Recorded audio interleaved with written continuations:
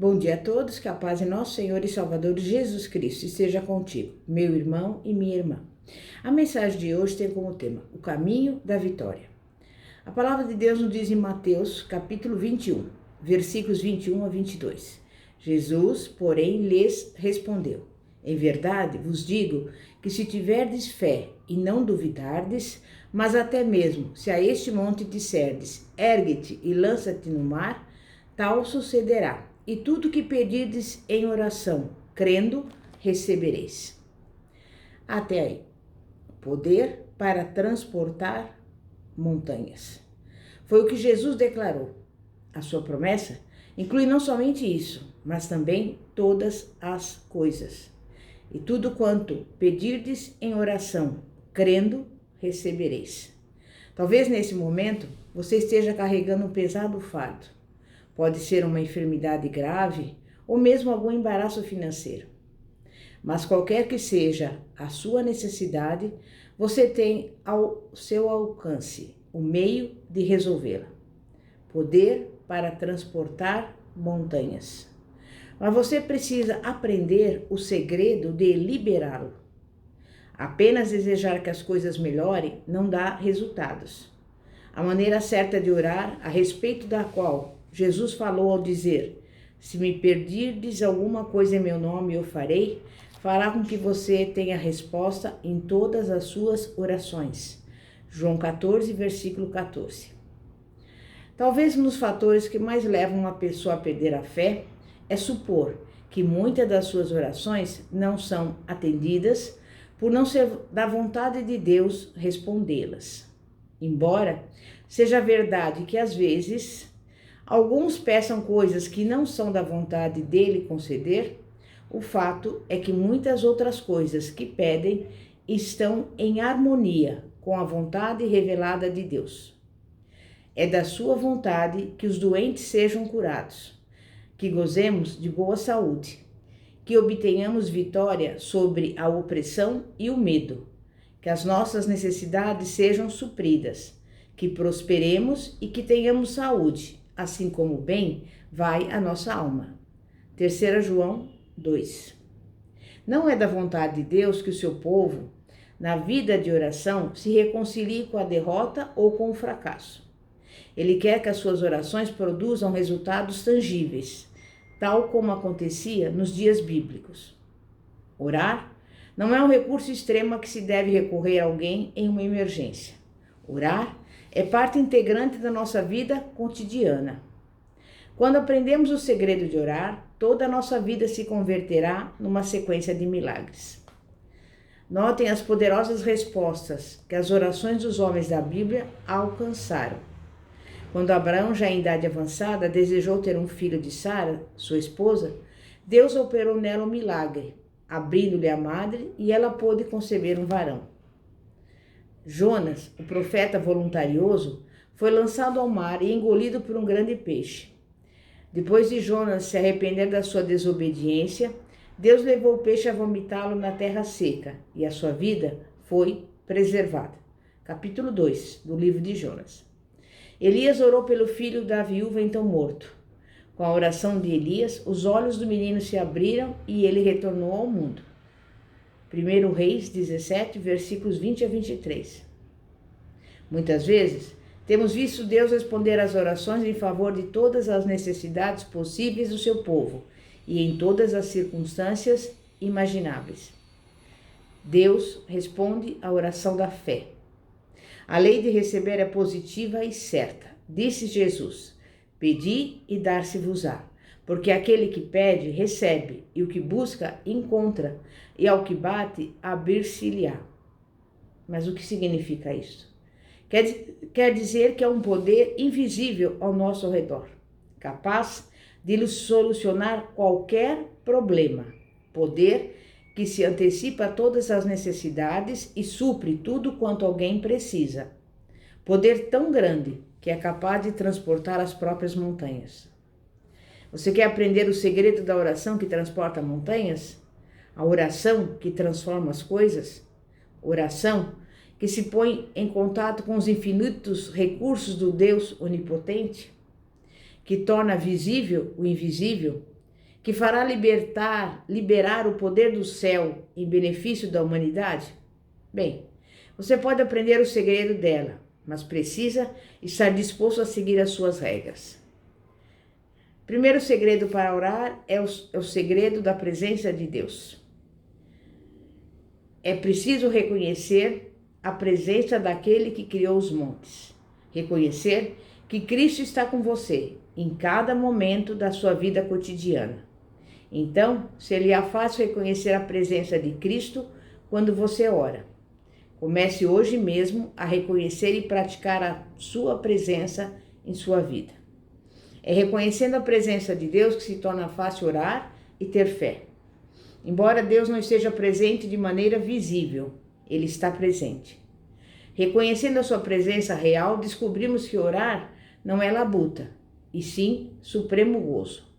O Senhor deixou bem claro em João 14:23, que Cristo está sempre presente com o seu povo.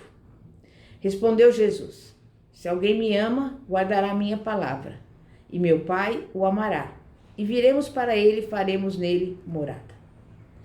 No primeiro Sermão da Montanha, Jesus mostrou de forma bem clara que a verdadeira oração era a comunhão com o Ser Supremo, Deus Pai. Disse aos homens que antes de orarem, deviam procurar um local onde pudessem estar livres de interrupção. Não poderiam manter simultaneamente comunhão com Deus e com os homens. Mandou-lhes Jesus que entrassem em seus aposentos, fechassem a porta e então orassem a seu Pai Celestial, que vê em secreto. Para dar ênfase ao seu argumento, ele lhes fez lembrar dos fariseus, que oravam pelas esquinas das ruas, a fim de serem vistos pelos homens. Acautelou seus discípulos que não se tornassem semelhantes a eles. Mas tu, quando orares, entra no teu aposento, e fechando a tua porta, ora a teu Pai que está em secreto, e teu Pai que vem em secreto te recompensará publicamente. Repito. Mas por que motivo os homens devem ficar a sós quando oram? Porque no ato da oração, eles entram na presença de Deus.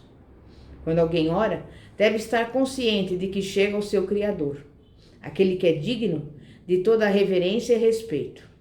Eclesiastes 5:2 diz: não te precipites com a tua boca, nem o teu coração se apresse a pronunciar palavra alguma diante de Deus, porque Deus está nos céus e tu estás sobre a terra, assim sejam poucas as tuas palavras. Quase todos sabem que Deus está nos céus, porém o grande segredo da oração é você saber compreender que Ele também está presente no aposento em que você se encontra, e ali torna a oração eficaz e poderosa. Quando alguém compreende que Deus está no próprio aposento em que se encontra, não será negligente na conversação que vai ter com Ele, pois Jesus disse: e orando, não useis de vãs repetições, como os gentios, porque presumem que pelo seu muito falar serão ouvidos. Mateus 6:7. Jesus ensinou seus discípulos a orar e começou dizendo-lhes que dessa maneira deviam fazê-lo. Pai nosso que estás no céu, santificado seja o teu nome. Ao terminar sua oração, modelo, concluiu-a com essas palavras: pois teu é o reino e o poder e a glória para sempre. Amém. Nessas frases revelou Cristo o segundo grande segredo de orar. A prece que alcança a Deus começa e finda a oração com adoração. Nosso Deus é grande e bondoso. Tudo quanto somos ou viemos a ser, devemos exclusivamente a Ele, o doador de todo bem e de toda dádiva perfeita. Portanto, como criaturas para com seu Criador, devemos a Deus a nossa sincera adoração e louvor. É aqui justamente onde muitos erram. Encaram a oração, na maior parte das vezes, como um simples meio de obter socorro numa emergência. Este é, sem dúvida, um dos propósitos de orar, porém, muito longe está de ser o único. Deus removerá montes, fará parar, se preciso, o sol e a lua nas suas órbitas, mas quer também alguma coisa da oração. Existe, na verdade, alguma coisa que podemos dar a Deus, algo que ele busca e muito deseja: nossa adoração consagrada. Visto que a criatura tudo deve a ele, é justo e digno que o adore. Os homens devem louvá-lo todos os dias da sua vida. É o que declara o último versículo do Salmo 150. E tudo quanto tem fôlego, louve ao Senhor. Satanás, como sabemos, também disputa a adoração dos homens. Quando o diabo tentou Cristo, prometeu-lhe os reinos da terra e a glória deles, se ele, prostrado, o adorasse. Mateus 4,9. Jesus repeliu com veemência o oferecimento de Satanás, retrucando-lhe que só a Deus está reservado render adoração. Note como Cristo, ao orar, rendia graças e louvores a Deus. A sua primeira oração registrada foi: graças te dou, ó Pai, Senhor do céu e da terra, que ocultastes estas coisas aos sábios e entendidos e as revelastes aos pequeninos. Mateus 11:25. E se você desejar algo da parte de Deus, dê graças a Ele por aquilo que Ele já fez por você. Os homens frequentemente se apressam em pedir socorro da parte de Deus, mas são lentos em agradecer-lhe pela resposta que Ele dá tão graciosamente. São como os 10 leprosos que vieram até Jesus para serem curados. Somente um deles voltou depois para dar graças a Deus. Lucas 17, versículos 17 e 18. Aqueles que necessitam de livramento devem dar graças a Deus por aquilo que Ele já fez no passado. É provável que então recebam mais. Que os nossos pedidos sempre estejam misturados com louvor e ações de graças. Não andeis ansiosos de coisa alguma, em tudo, porém, sejam conhecidas diante de Deus as vossas petições, pela oração e pela súplica, com ações de graças. Filipenses 4, 6. Deus quer que oremos pelas nossas necessidades, mas Ele também quer que oremos pela vinda do reino. À medida que tomamos sobre nós parte do fardo de um mundo perdido, Deus aliviará os nossos próprios fardos. À medida que oremos pelo próximo, a bênção virá sobre nós. Orai uns pelos outros para seres curados. Tiago 5,16. Se orarmos pela libertação do próximo, receberemos a nossa própria libertação. Mas qual é o segredo de multiplicar por 10 o poder da oração? O poder da concordância. Mateus 18, versículos 18 e 19 diz: em verdade vos digo que tudo que ligardes na terra será ligado no céu, e tudo que desligardes da terra terá sido desligado do céu. Em verdade, também vos digo que se 2 dentre vós sobre a terra concordarem a respeito de qualquer coisa que porventura pedirem, ser-lhes-á concedido por meu Pai que está nos céus. Nessa passagem, Jesus menciona à sua igreja o problema de levar os membros à união e dá instruções especiais a respeito de preservar essa união. Então Jesus chega ao ponto culminante do seu ensinamento ao mostrar o grande poder que está disponível quando os homens oram juntos, com um só propósito e atitude. Por mais poderosa que seja a oração do indivíduo, não se pode comparar aos resultados possíveis quando 2 ou mais pessoas oram em conjunto. Na união, há força. No mundo espiritual, essa força é multiplicada. Josué disse aos filhos de Israel: um entre vós afugentará 1000. Mas Moisés declarou que 2 afugentariam 10.000. Quando 2 concordam entre si em oração, o poder dos 2 fica 10 vezes maior do que um só. Quando os membros do corpo de Cristo oram juntos em total acordo, suas orações se tornam irresistíveis e fazem com que até mesmo as montanhas sejam removidas diante deles. Talvez a ilustração mais dramática do poder da intercessão unida, conforme os registros no livro de Atos, seja aquela que se acha no capítulo 12. Naqueles tempos, a perseguição tinha chegado ao auge.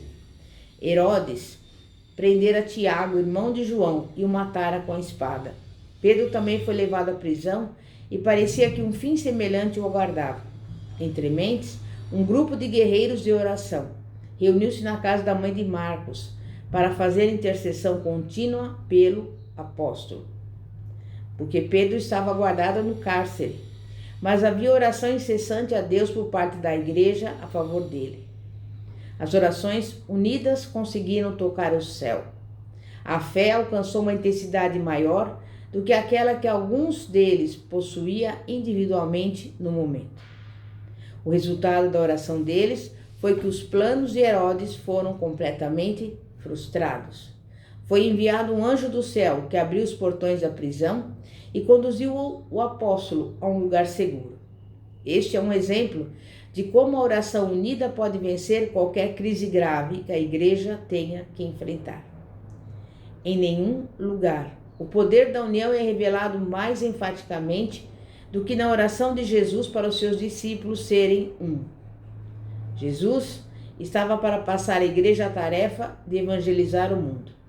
Deviam contar a todos, em todos os lugares, que Jesus era o Cristo a quem o Pai enviou ao mundo.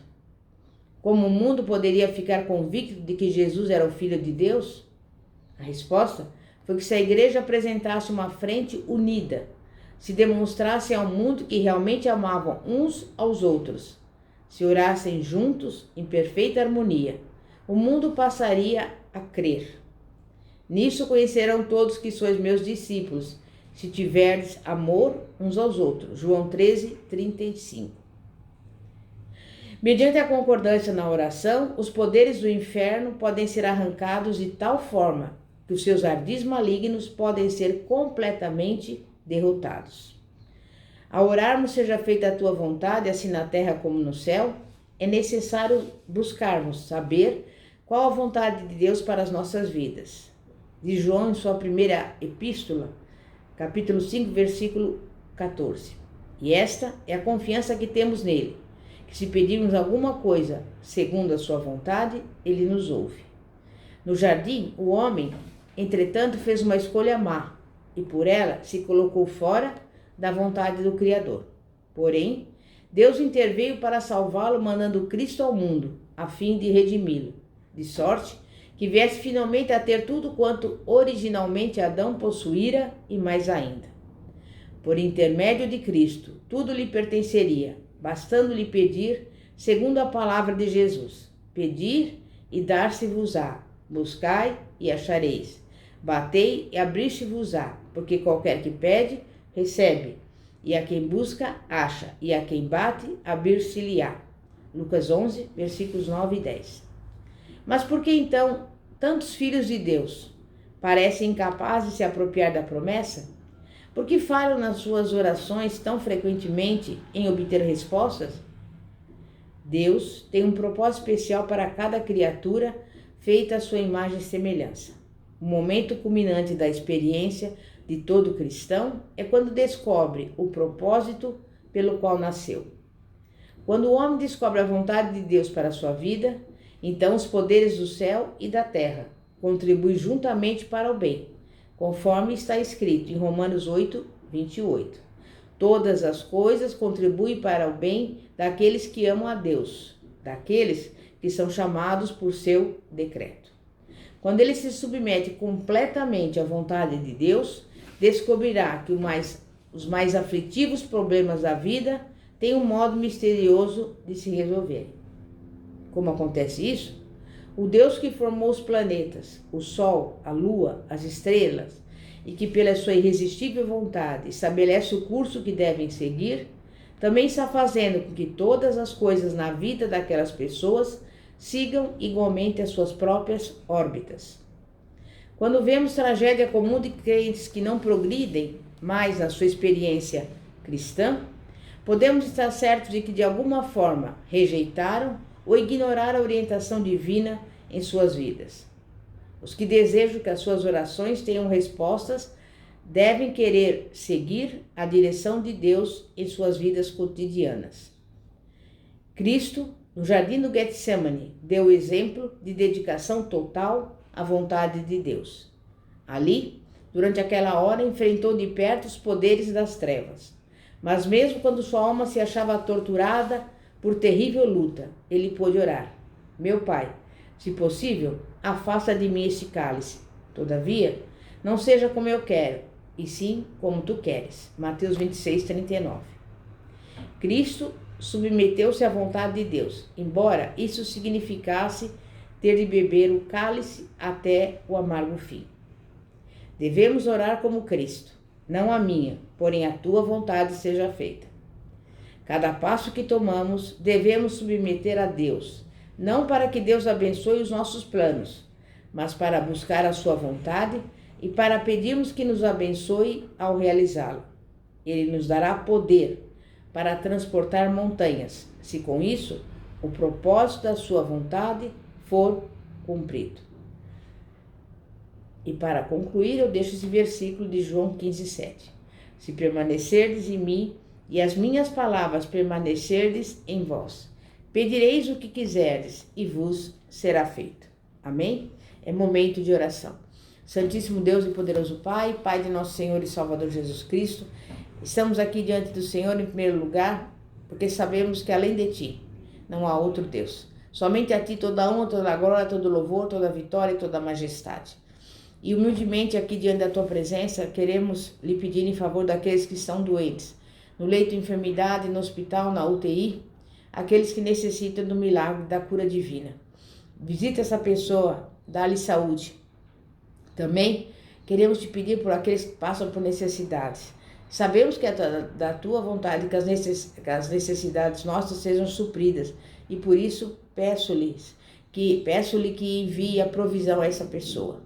Também queremos te pedir por este lar e por essa casa. Que o Senhor venha repreender toda briga, toda contenda, toda divisão, mas que o Senhor coloque neste lar a união, a harmonia, a paz que excede todo entendimento.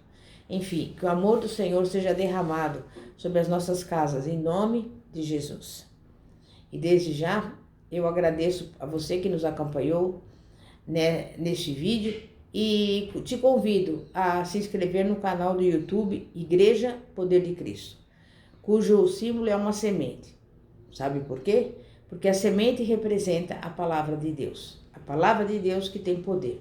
Poder para transportar montanhas. Pastora Fátima, da Igreja Evangélica Apostólica Poder de Cristo. Que a paz de nosso Senhor e Salvador Jesus Cristo esteja contigo. Glória a Deus. Aleluia. Amém e graças a Deus.